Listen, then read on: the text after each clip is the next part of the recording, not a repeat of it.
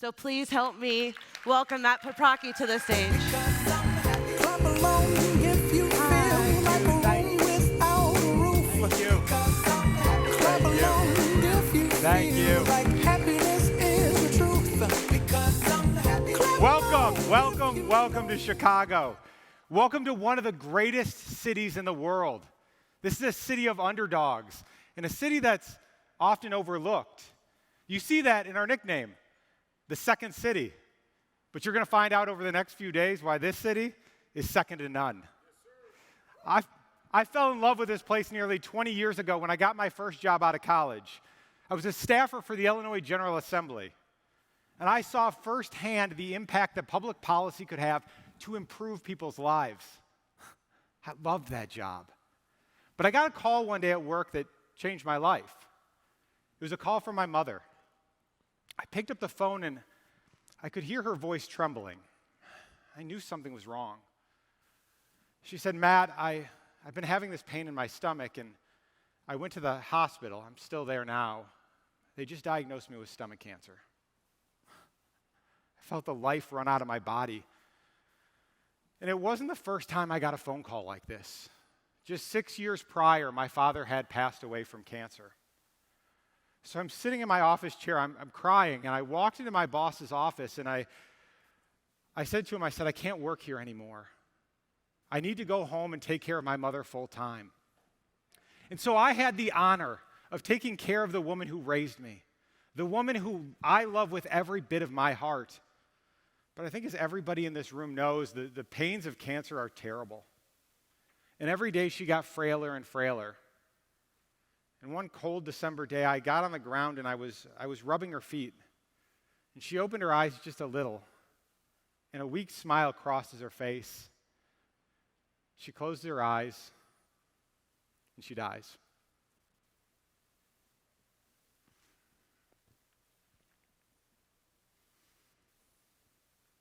I was in my early 20s, and I had lost everything I'd ever loved. Both my parents had died of cancer. I had no job. I hadn't worked in the last 8 months, so I had no income.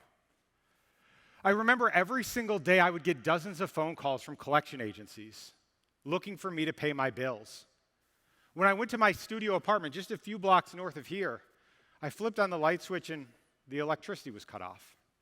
And I remember that smell of the rotten food from my refrigerator and how I had to spend the entire day cleaning it out. I walked down to the train station because I needed to go back to my mother's house. I took out my wallet and I looked inside, and I didn't have $2 to my name. I was beyond poor.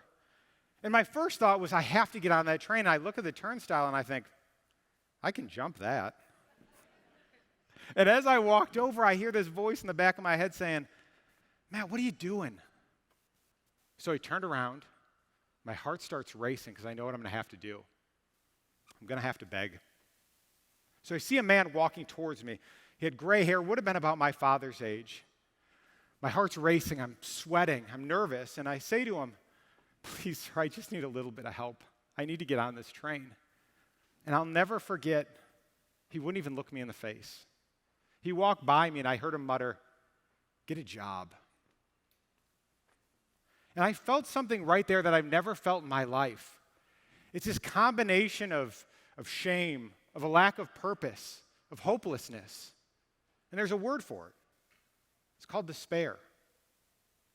At that point in my life, I was eligible for every welfare program imaginable. Section 8 housing, SNAP benefits, but I never took them.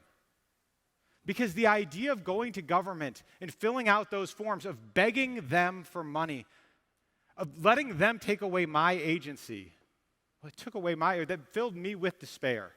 That same despair that I felt while begging. Because what changed my life, it wasn't people giving me enough money to ride on that train. It wasn't government giving me a handout. What changed my life was another phone call I got 2 weeks later. I found a job. I found dignity. I found purpose.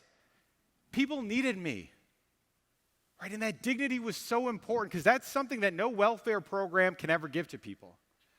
And I learned one of the most important lessons of my life, that the solution to poverty and despair isn't handouts. It's the dignity of work. Take, for example, some data from the Census Bureau. Every year they track poverty rates. And for the last 60 years, the poverty rate has been around 13%. But this number is absolutely incorrect. Senator Phil Gramm wrote in his new book, The Myth of American Inequality, that when you take back in wealth transfers, Section 8 housing, SNAP benefits, the refundable portion of the earned income tax credit, the poverty rate in America isn't 13%. It's 1.1%. My first thought is we did it, everyone. We've solved poverty. My next thought was, that doesn't make sense. Right, go take a trip over to San Francisco and see what's happening in the streets there. Go and visit downtown Denver. Go see what's happening in Philadelphia. And what's happening in our major cities today is they're filled with despair, and it's a disaster. And one of the worst effects of this despair is what Princeton economist Ann Case calls deaths of despair. This is alcohol abuse, drug overdose, and suicide. And it's happening in its highest rate in America than ever before. And it's happening primarily to one group of people: men without jobs who are on welfare. And the effects of this is that for the first time in American history, life expectancy has gone down. This is not from COVID. This is not from bad diets. This is happening primarily because people on government programs are killing themselves. America needs to do better, and America will do better. That's why the Illinois Policy Institute is launching the Center on Poverty Solutions, an innovative new center where our focus is to solve one of the biggest problems in America today: restoring the dignity of work.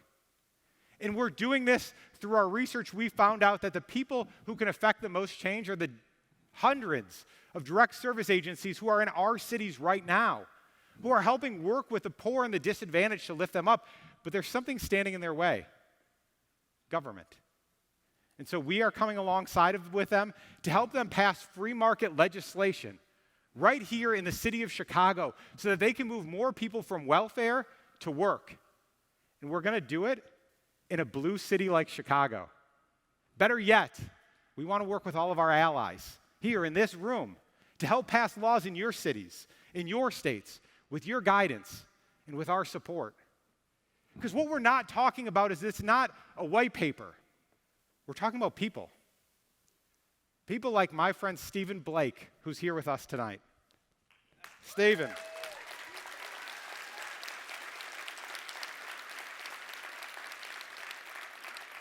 I love this man.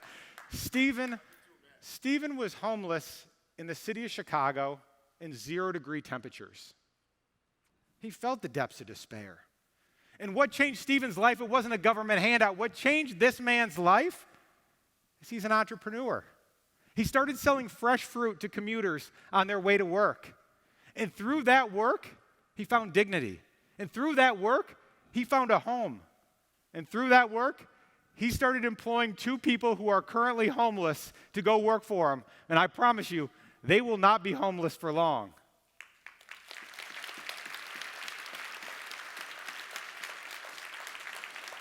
Because here's what Stephen knows. The solution to poverty and despair, it's not handouts. It's the dignity of work. We're fighting for people like Claudia Perez.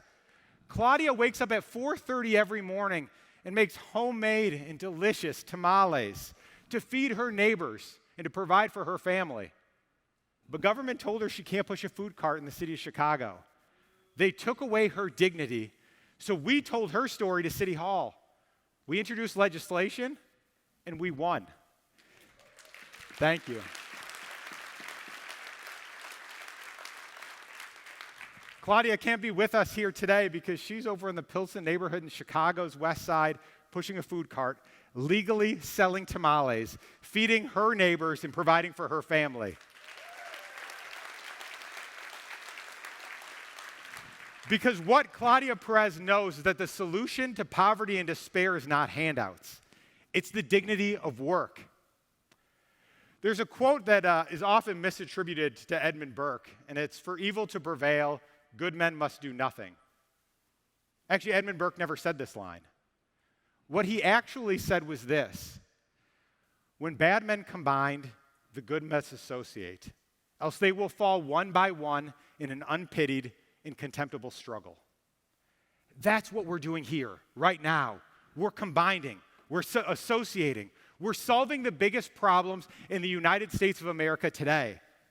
And together here at this conference, we can fight for more opportunities and less handouts. Together here in this room, we can fight for more prosperity and for more dignity and less poverty. Together in this room, we can fight for the poor and disadvantaged, all the people who have been overlooked, and all the underdogs. And the best part about this is a fight that we're going to win.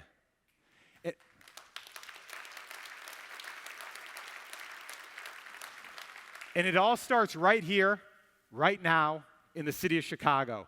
Welcome to our city. Thank you for joining us in this fight. Thank you.